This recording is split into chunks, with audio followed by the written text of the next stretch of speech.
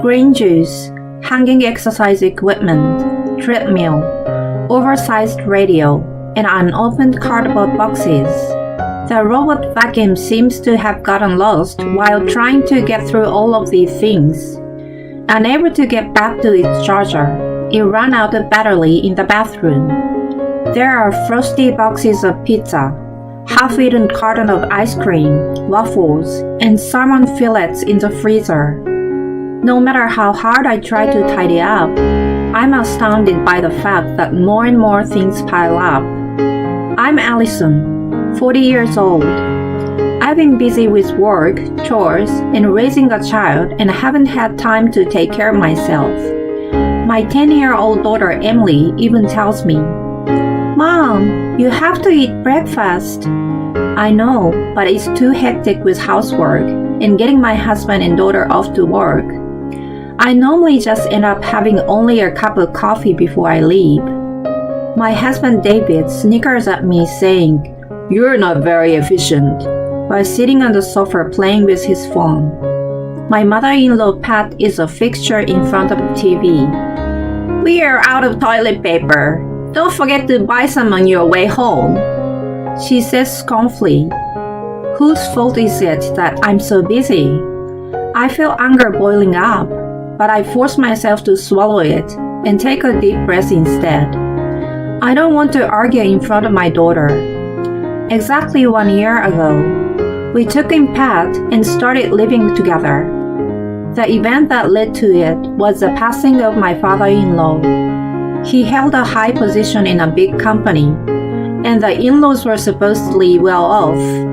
When he passed away, David, his sister, and Pat were stunned to find that there was no inheritance. On the contrary, there were debts due to renovation of the house, car loans, and so on. He apparently couldn't change his extravagant lifestyle after he retired and had spent all his savings.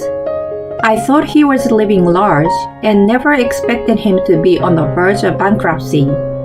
The loan could not be paid off by Pat's Social Security alone, and she had to sell her car and house to make a little extra money.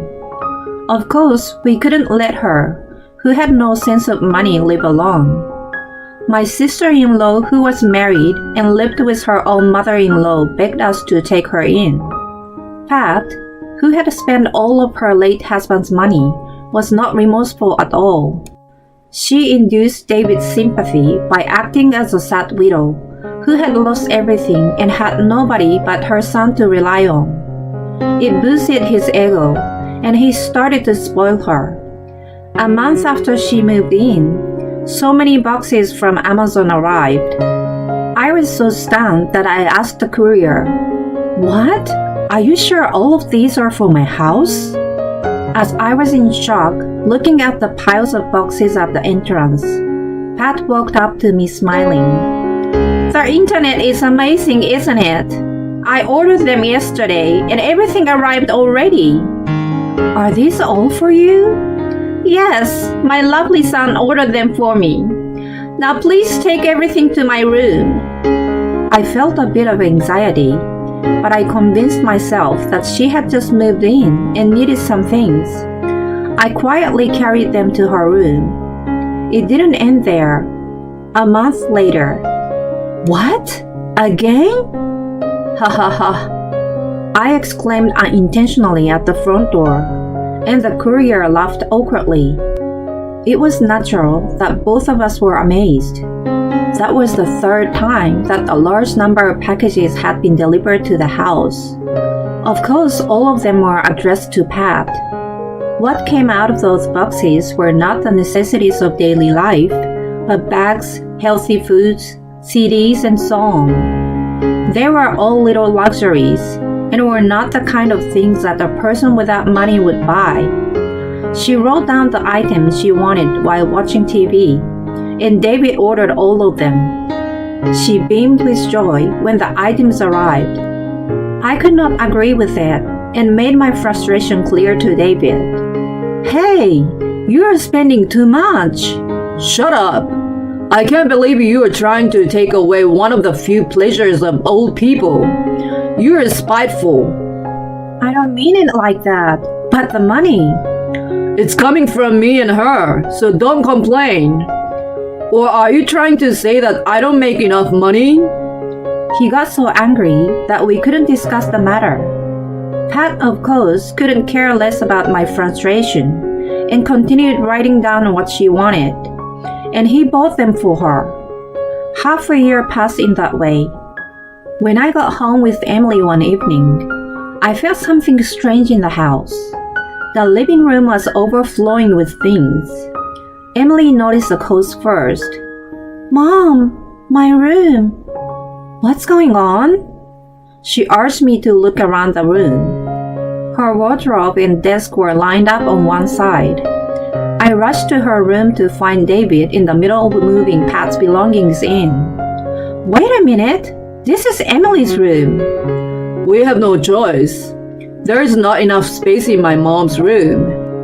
It's a luxury for a 10-year-old to have her own room anyway.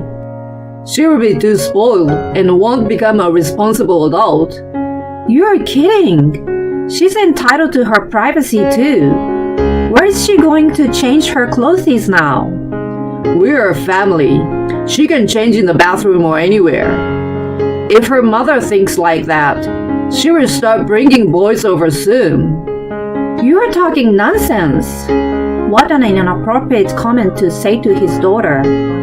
Emily had been staring at her room in despair beside me and muttered, "Daddy sucks." He was startled, but she went into the bathroom and locked herself in. I let out a deep sigh. I agree with her. What the hell? I just feel sorry for my mom. He seriously didn't think what he was doing was out of line. Meanwhile, Pat was nonchalantly opening the packages that had arrived. I was fed up living with those two, who not only had no sense of money, but were heartless. Emily hardly spoke to them for a week after that. I only supported her and refused to become a bridge between her and them. I was convinced that it was 100% their fault. They must have realized that it was a serious situation. One day, David proposed to cook a special dinner for a change. I was anxious, but I left to him, thinking it was the last chance for him to make up with her. When Emily and I came home, David and Pat cheerfully invited us to the dining table. There we saw for the first time a large electric pot and a pile of crab legs. We fell silent at the sight. David looked satisfied and smug. Emily, Grandma prepared a delicious meal for you tonight. I'm allergic to crab. Oh? I scolded him, who looked puzzled harshly. I told you many times that she is allergic to crab, didn't I? I asked you to explain to Pat too, because it could be life-threatening. Emily, dear, don't you want to eat my food? It's not that I don't want to, but I can't. She tried her best to explain in desperation. Pat didn't try to understand and made a sorrowful face. David got upset at the sight and scolded Emily. Hey, don't be rude to your grandmother. It's not about whether you can or can't eat it. It's about how grateful you are for Grandma's kindness. It's not my fault. I hate you. Emily! She retreated to the bedroom crying, and I tried to chase after her. I heard David let out an exaggerated sigh, like a father troubled by his daughter's rebellion. It's your fault for raising her like that. He blamed me for it. The thread that had barely held me together was snapped at that point. I didn't want to deal with him and Pat anymore. He was nothing but cruel to insist that her allergy was coming from her selfishness. It would have been better not to have a father who only flatters his mother and hurts his daughter. I definitely did not plan to be dragged down with their squandering either. I stared straight at David. She is a good girl. Who the hell are you constantly pamper your mother and forget about your daughter's allergies? Whose money do you think you're living on? My own. His face turned red and blue like traffic lights. In fact, I hadn't received any living expenses from him for the past 3 months. Pat's purchases increased, and all his salary was going to pay the bills. I didn't care about that anymore. Get out! If you disagree with me, get out of the house! Sure, please go through these then. What is it? Taking the opportunity, I quickly took out the divorce papers from my bag. The day after he took Emily's room for his mother, I visited an attorney's office. Although I had hoped that I wouldn't have to go through with it at that time, I was glad that I was not mistaken in my decision after all. His eyes looked as if they would pop out of his head.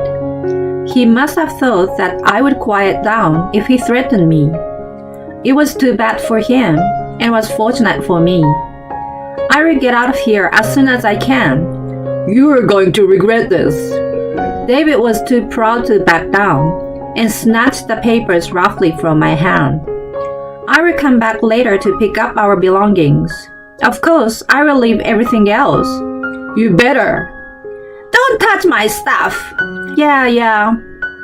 I walked out of the dining room, leaving David, who brushed me away while twitching the corner of his mouth. Pat had started putting crab legs into the wobbly boiling pot. She obviously didn't care whether her granddaughter cried or her son divorced, as long as she had a place to live that satisfied her needs. I packed the bare necessities and left the house with Emily. When I peeked into the dining room, I saw a red-faced man downing a crab leg with a beer, and an old woman unobtrusively breaking the shell. My decision was not a mistake. I was reassured. After that, I left Emily with my parents, took a leave from work, and ran around looking for a new place to live. I was lucky enough to find a charming house and ask a friend to help me move. 20 days after I left David, I moved my belongings out of the house while he was at work. Pat was usually in front of the TV, but she was not home at that time. I had invited her to a full-day spa a few days ago. She ordered way too many things and didn't remember what she actually bought. She must have enjoyed the bus tour without a care. I put all our possessions in the truck and returned to the new home. That night, I got a call from furious David. What the hell happened in my house? You are supposed to take only your stuff, you thief! I was fighting back the laughter at the expected turn of events. I intentionally made an indifferent voice and gave him the reality check. Yes, we only moved our stuff. What's wrong? No, you didn't. Washing machine, TV, refrigerator, oven, vacuum cleaner, computer, sofa, dining table, car, and some other things were all bought by me and my parents. Any objection? Is that right? Yes, they were all bought by me and my parents. His house was left with cardboard boxes and health appliances piled up in the empty rooms. When he had to take out the loan to buy the house, I helped with the furniture and appliances to save him money. My in-laws enjoyed splurging on themselves, but the idea of giving a gift or helping others never occurred to them. They didn't help us financially, but they also didn't interfere in our lives either. I never complained about them, but I had no idea that it was going to come back to him and Pat in such a strange way. I left you the house you bought and everything your mother bought. What are you complaining about? What's wrong with that? No, I mean, it's just... It's okay. Your mother will watch TV and will take note of what you guys need to buy on the internet. Oh, you have to buy your TV first. You can afford the latest model with your income, can't you? Your mother is lucky to have such a reliable son. Yeah, but... The robot vacuum will do the cleaning for you. She has 3. Oh, but you might want to clean up the boxes out of their way. They're kind of cute, like pets. You should buy a refrigerator soon. Frozen crabs and shellfish will thaw, so you'd better eat them as soon as possible. Also, those fish fillets and meat. And I think there are frozen waffles and veggies too. Oh, no microwave oven? You can substitute it with an electric pot you guys were using the other day. Oh, but there is no dining table. Well, you'll make it work. I'm going out for steak dinner with Emily tonight. Wait a minute. We're having a party for our fresh start. You should too. We'll talk about child support next week with my attorney. I'm off now, yay! Hey, wait! Leaving behind a squeal of delight that I let out unintentionally, I hung up the call. It was February, but everything I took out of the freezer in the morning was going to thaw in no time. Pat must have been devastated that her favorite TV was gone. I also took out her favorite lamp and down quilt. I imagined them struggling with anger and despair in the empty house, which made me feel a bit better. Then, as I had declared, we discussed child support at my attorney's office. David looked a little worn out, but he didn't want to be seen as a loser, and agreed to the divorce with an air of disregard. He shouldn't have had a problem buying everything with his salary and Pat's pension, but they were the kind of people who managed to create one. That was one of the reasons I decided to divorce him. Since then, every time I saw him for a bi-weekly visit with my daughter, his complexion became worse. Pat's squandering got worse, mistaking that her son chose her over his wife and daughter, which gave her the right to spend money. The fact that she no longer had me to nag her also accelerated her habits. When David came to realize his savings had run out. In addition, there were still plenty of loans left over from when they bought new furniture, appliances, and a new car. He finally understood that he was in serious trouble and issued a shopping ban. Pat became outraged for not having her needs satisfied, and he was angry at her for not listening to him. They apparently fought every day. When she realized that he wasn't going to budge, she took her wallet and went on binge shopping at the supermarket and drugstore. She especially favored a dollar shop and bought whatever she wanted. She was not only wasting money, but also increasing the clutter at an extraordinary speed. Their house overflowed like her hoarder's residence. She even bought tons of food, so they went bad before they were consumed. When David had enough and took away her wallet, she cried to the neighbors and caused a commotion. There was even a time when the authorities had to intervene. She deceived everyone by playing a pitiful elderly woman whose son stole her pension. They all blamed David, and she got her wallet back. She immediately ran to a dollar shop with great joy. In the end, David only had a year of child visitation. From the second year, child support payments fell behind, and Emily didn't wish to see him. My earnings alone were enough, so there was no problem for me. In truth, my life became financially and mentally easier without Pat, who never helped me with housework, but only spent money. Emily gradually gained back her cheerfulness. I was very glad that we didn't stay in that house for longer. 5 years after the divorce, "Here it is, Mom. I have been accepted. Oh my God." Emily receives an acceptance letter from the private high school of her choice. We jump up and down and embrace each other. She has worked exceptionally hard over the past years. She suppressed her desire to play with her friends or to give up and put all her effort into achieving her goal. I too supported her dream to come true by working harder and taking her to and from activities. It was achieved by us, mother and daughter working hand in hand. Of course, the past 5 years have not been all fun and games. I've struggled to handle my adolescent daughter and had a hard time with the coldness of the public view towards single mothers. What has been keeping me going is surprisingly David. It's not easy being a single parent, right?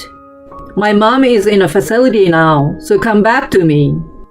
And I have to prepare to welcome you guys back. Send me money. I'm filled every time he sends me these foolish messages.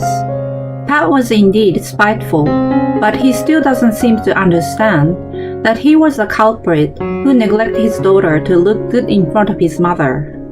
Anyway, right before he asked me to get back together with him, I witnessed Pat shopping at the dollar shop. I know that he is in so much trouble that he is selling his house. The two of them who live their lives without effort and remorse, but only with their selfish desire, will continue to fall to the bottom. That is a trivial matter for me now. Emily's smile is shining brightly as she has been accepted after much effort. That is enough to make me happy.